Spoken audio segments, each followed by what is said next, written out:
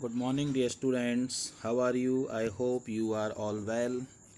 Yesterday, I told you how to combine the sentences of complex sentences by adverb clause. कल मैंने आपको सिखाया था कि किस प्रकार कॉम्प्लेक्स सेंटेंसेस को एडवर्ब क्लॉज के द्वारा ऐड किया जा सकता है, कंबाइन किया जा सकता है, सिंथेसाइज किया जा सकता है, जोड़ा जा सकता है. And I help you to solve the whole exercise of 15 sentences. और मैंने आपको 15 सेंटेंसेस की पूरी एक्सरसाइज को सॉल्व करके बताया था. But today I am giving you one exercise to solve. आज मैं आपको एक्सरसाइज सॉल्व करने के लिए दे रहा हूँ. It has near about 15 sentences. इसमें लगभग 15 सेंटेंसेस हैं which you have to combine with the help of adverb clause, जो कि आपको एडवर्ब क्लॉज की सहायता से सॉल्व करना है, सेंटेंसेस को कंबाइन करना है, जोड़ना है. But I am helping you just in telling the meaning of the sentences. लेकिन मैं आपको यहाँ पर एक बार फिर से मदद करूँगा जहाँ पर मैं आपको सेंटेंसेस का मीनिंग बताऊँगा. But you have to combine this sentences by yourself. लेकिन ये सेंटेंसेस आपको खुद ही सॉल्व करना है so that you may get confidence that you can also solve the sentences, जिससे कि आपको यह विश्वास आ सके कि आप भी इन सेंटेंसेस को कर सकते हैं. So sentence number first, I was ill I did not go to school. मैं बीमार था, मैं स्कूल नहीं गया.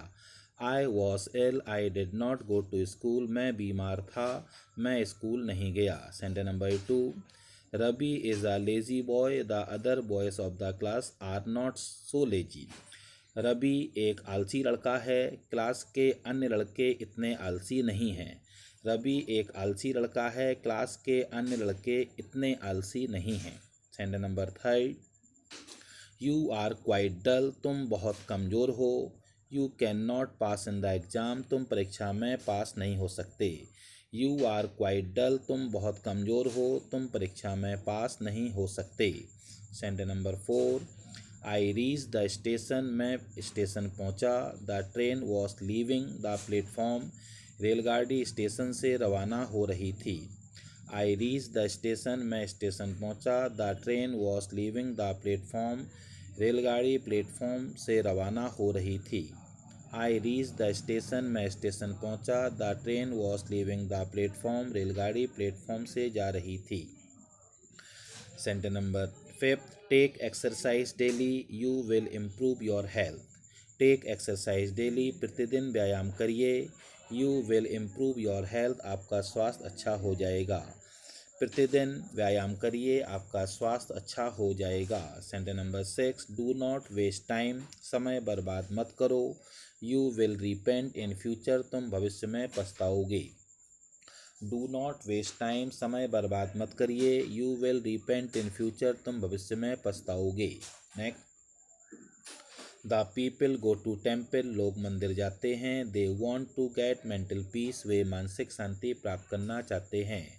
The people go to temple. लोग मंदिर जाते हैं. They want to get mental peace. वे मानसिक शांति प्राप्त करना चाहते हैं. Next, he waited for me. उसने मेरा इंतज़ार किया. He waited till my arrival. उसने मेरे आगमन तक इंतज़ार किया.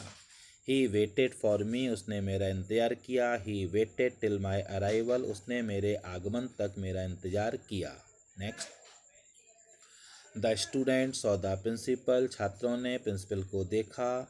दे ran away to classroom at once. वे तुरंत अपनी कक्षाओं की ओर भाग गए.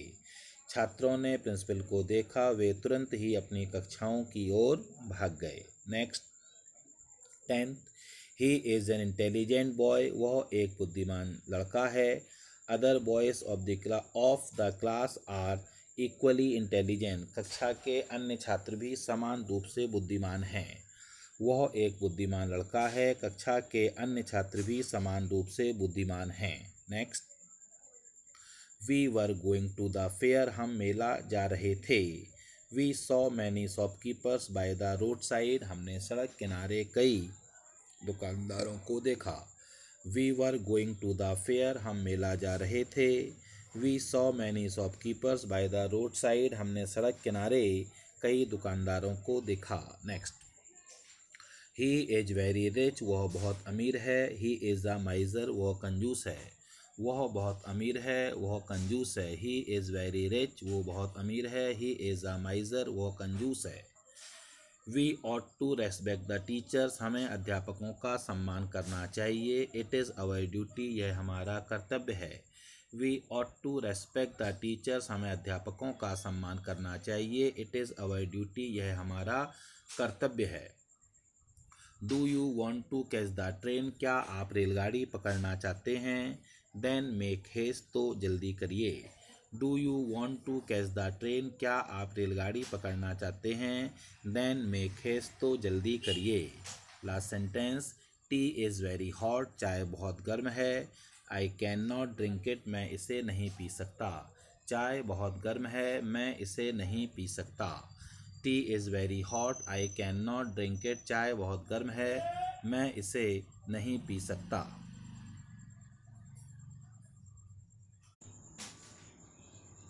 Dear students, now I am moving forward to our vocabulary portion. अब मैं vocabulary portion की ओर बढ़ रहा हूँ. We have done near about 133 sentences and now I am going to teach you how to learn the sentences from 134 to 143. Sentence number first, a person who believes in God, एक व्यक्ति जो ईश्वर पर विश्वास करता है, he is called theist, उसको कहा जाता है आस्तिक। That which cannot be seen through, जिससे होकर देखा ना जा सके, उसको कहा जाता है that which can be seen through, जिससे होकर देखा जा सकता है, it is called transparent, पारदर्शी, जिससे होकर देखा जा सकता है उसे कहते हैं ट्रांसपेरेंट, मीन्स पारदर्शी। A student who runs away from his class without permission, एक छात्र जो बिना किसी अनुमति के क्लास से भाग जाता है उसको कहा जाता है ट्रॉन्ट, यानी गैर हाजिर रहने वाला। Next, A person who saves money, एक व्यक्ति जो पैसा बचाता है उसको कहा जाता है थ्रिफ्टी, यानी मितव्ययी। The children born of the same mother at one and the same time, एक माँ से एक ही समय में दो बच्चे जब होते हैं तो उन बच्चों को कहा जाता है ट्विंस, यानी कि जुड़वा बच्चे। गवर्नमेंट बाय द गॉड्स, देवताओं के द्वारा चलाई जाने वाली सरकार को कहते हैं थियार्की, यानी देवताओं का शासन। Lasting for a short time, जो चीज़ बहुत कम समय के लिए चलती है उसको कहा जाता है ट्रांसिएंट, यानी कि क्षण भंगुर।